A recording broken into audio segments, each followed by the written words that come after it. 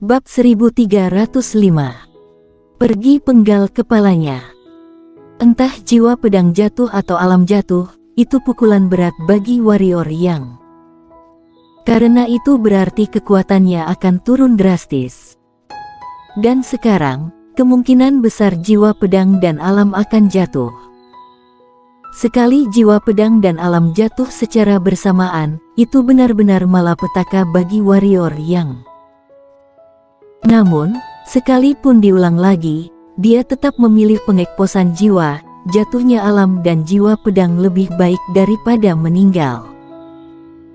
Warrior yang menarik napas dalam-dalam, lalu perlahan memejamkan mata, menunggu jiwa pedang dan alam berjatuhan. Jiwa pedangnya saat ini masih alam nirwana, dan alam masih pendekar kaisar.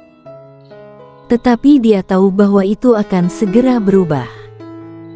Pada saat ini, warrior yang tiba-tiba mengernyit, karena pusaran pusat energi di tubuhnya berputar. Setelah hening sejenak, warrior yang buru-buru berkata, "Berikan aku batu kecubung." Suara warrior yang bergetar karena pusaran pusat energi meminta energi spiritual, artinya, pusaran pusat energi ingin membantunya. Memikirkan hal ini, dia yang sudah menyerah pun menyalakan kembali harapan di matanya. Valet tertegun beberapa saat, lalu dengan cepat mengeluarkan batu kecubung dan memberikannya kepada warrior Yang. Setelah beberapa kali menarik napas, warrior yang menggelengkan kepalanya dan berkata, "Tidak, ini terlalu lambat.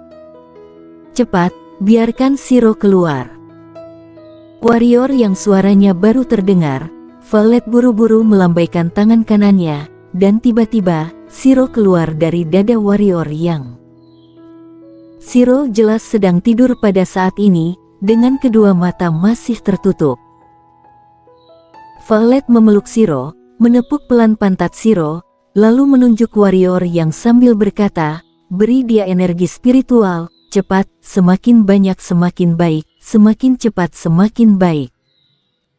Shiro membuka matanya dan melihat tatapan cemas Valet, dia mengerjap. Kemudian dia mengikuti tangan Valet dan melihat ke arah warrior Yang. Ketika dia melihat penampilan tragis warrior Yang, dia tiba-tiba bergidik, dan kemudian melemparkan dirinya ke dada warrior Yang. Kepalanya terus mengelus dada warrior Yang, seolah berkata, "Bagaimana bisa seperti ini?" Warrior yang tidak tahu harus tertawa atau menangis, dia hanya bisa menatap macan tutul ungu. Macan tutul ungu cepat-cepat menggendong Shiro dan berkata, "Jangan menangis dulu, dia butuh energi spiritual, beri dia energi spiritual, perlu banyak energi spiritual."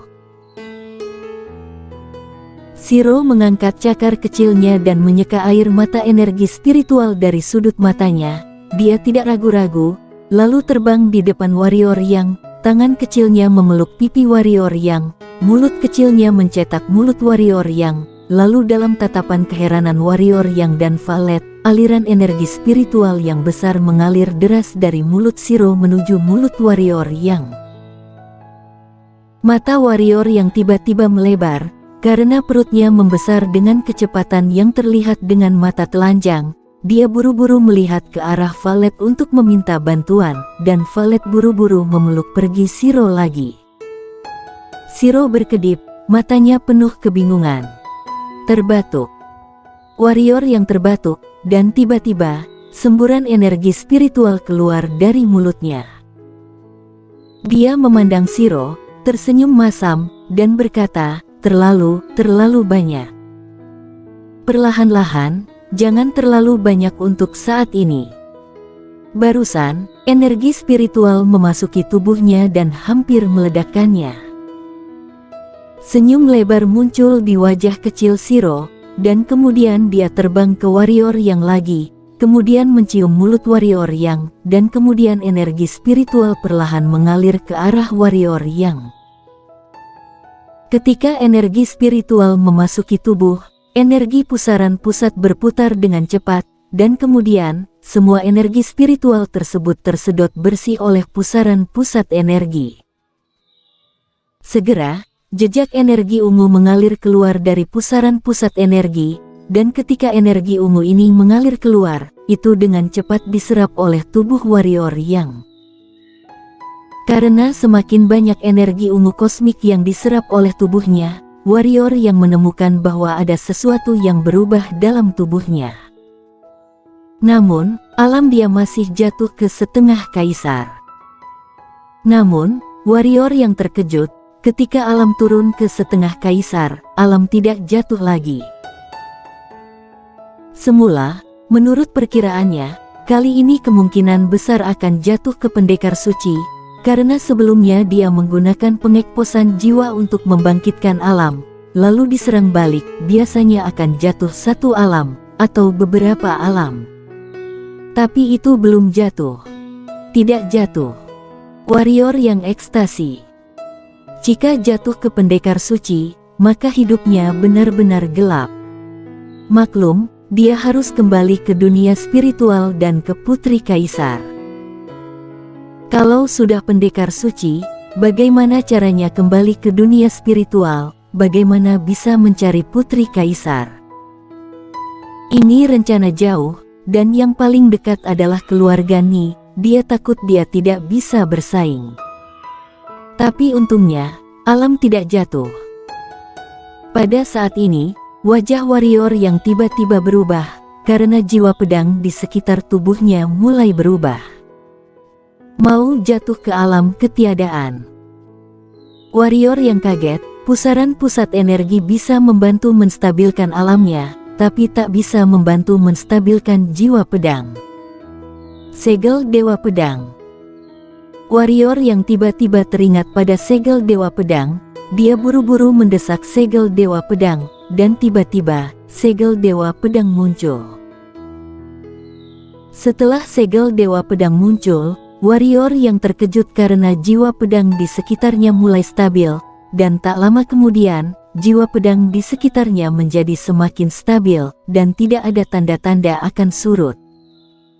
Sekitar setengah jam kemudian, warrior yang benar-benar menghela nafas lega. Jiwa pedang mantap. Baik jiwa pedang maupun alam stabil.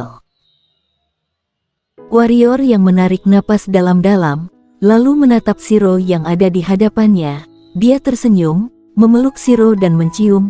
Kali ini benar-benar berkat Shiro, karena jika Shiro tidak memberikan begitu banyak energi spiritual, bahkan pusaran pusat energi khawatirnya sudah terlambat untuk membantu dia.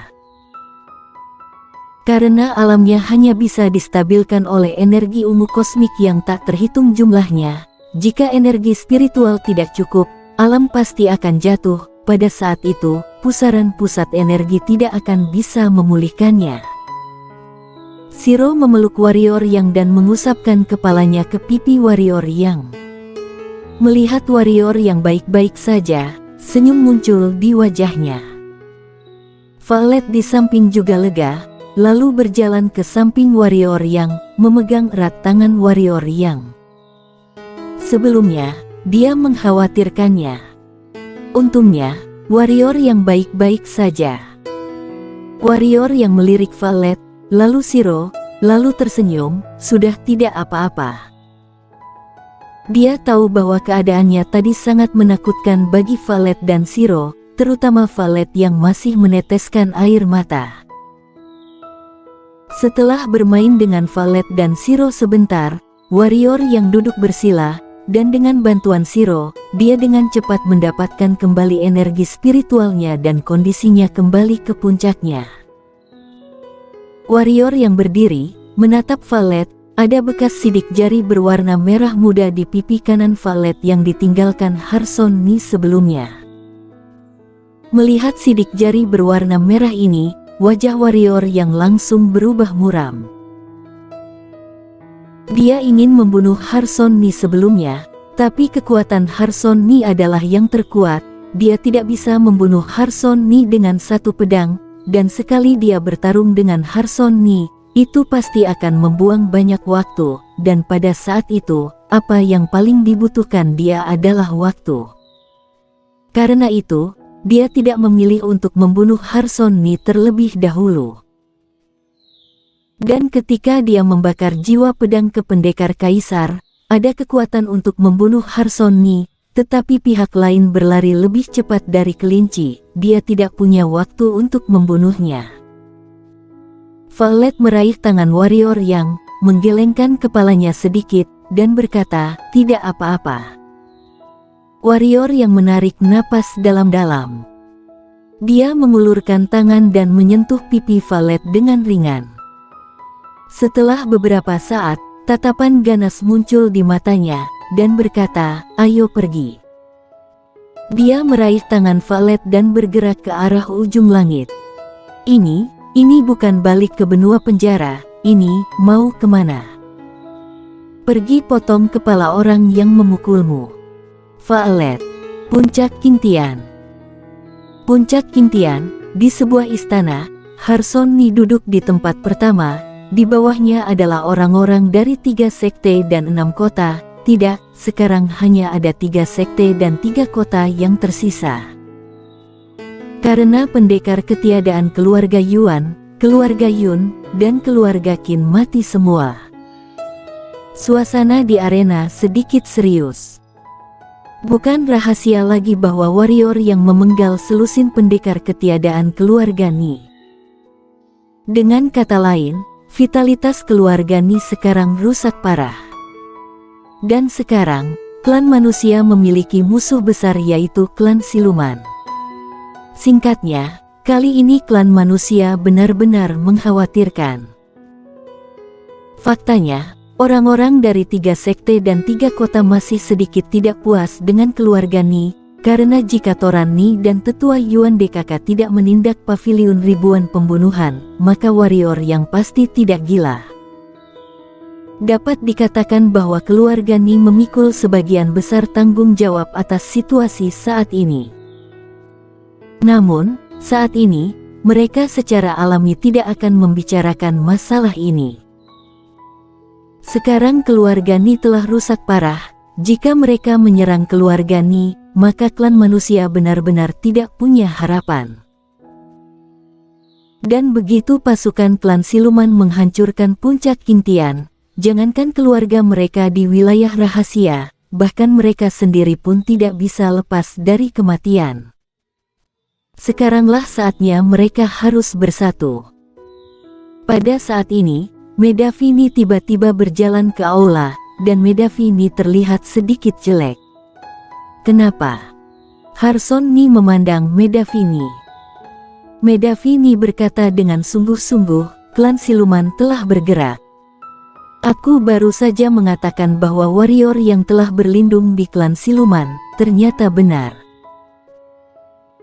Harsooni mengepalkan tangannya erat-erat, dia melirik kerumunan di arena, dan berkata, semuanya, kalian lihat, klan siluman tidak bergerak lebih awal, ataupun lebih telat, tetapi justru bertindak sekarang. Kenapa?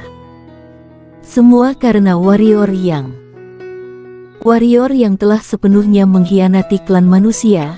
Sebelumnya dia menyerang keluarga Ni kami, itu pasti atas petunjuk klan siluman. Kiano Lindekaka terdiam, dan semua orang terlihat sedikit masam.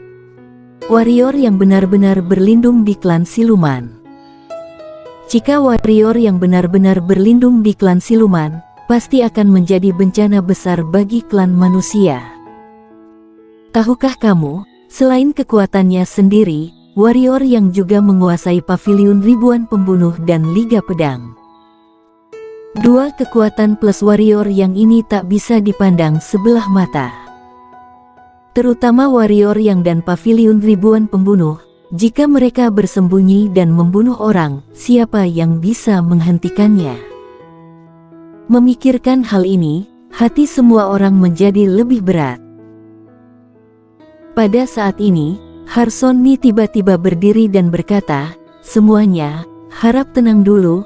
Jadi, aku putuskan bahwa kita akan membunuh Liga Pedang terlebih dahulu, membunuh warrior yang dan kemudian melakukan yang terbaik untuk menghadapi klan siluman. Jika tidak, jika kita berperang dengan klan siluman, dan warrior yang DKK menusuk dari belakang. Semuanya, kalian pasti tidak ingin dimata-matai oleh sekelompok pembunuh, kan? Aku keberatan. Pada saat ini, Keanu Lin di samping berdiri dan berkata, Saudara Harson Ni, klan siluman akan mengambil tindakan terhadap klan manusia kita. Jika kita ingin menghancurkan Liga Pedang dan Warrior Yang, kita pasti akan diserang dari depan dan belakang. Dengan demikian, situasinya bahkan lebih tidak menguntungkan bagi kita.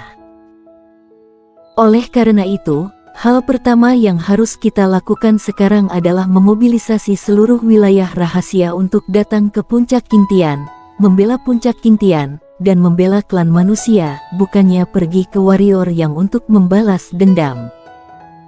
Aku setuju dengan apa yang dikatakan Kak Lin. Pada saat ini, hantu tua Sui dari Sekte Tianlan juga maju dan berkata, prioritas kita sekarang adalah mempertahankan Puncak Qingtian. Harson Ni melirik mereka berdua, dan kemudian berkata dengan dingin, kalian berdua benar. Tetapi apakah kamu pernah memikirkannya, jika warrior yang memimpin kelompok pembunuh untuk menyerang kita secara diam-diam saat kita berperang melawan klan siluman, apa yang harus kita lakukan? Jangan bilang dia tidak akan melakukannya, tidak ada yang bisa menjamin dia tidak akan melakukannya. Keanu Lin dan hantu tua Sui terdiam. Pada saat ini, Harson Ni berkata lagi, lebih baik seperti ini, kita akan mengirim orang untuk menangkap orang-orang Liga Pedang di benua penjara, dan kemudian menggunakan orang-orang ini untuk memeras warrior yang dan membiarkannya. Harson Ni mengatakan ini, tiba-tiba, di arena ada gejolak aneh dan cahaya pedang muncul di arena tanpa peringatan. Wajah semua orang di arena sangat berubah, dan bulu kuduk Harson Ni berdiri di sekujur tubuhnya. Bersambung.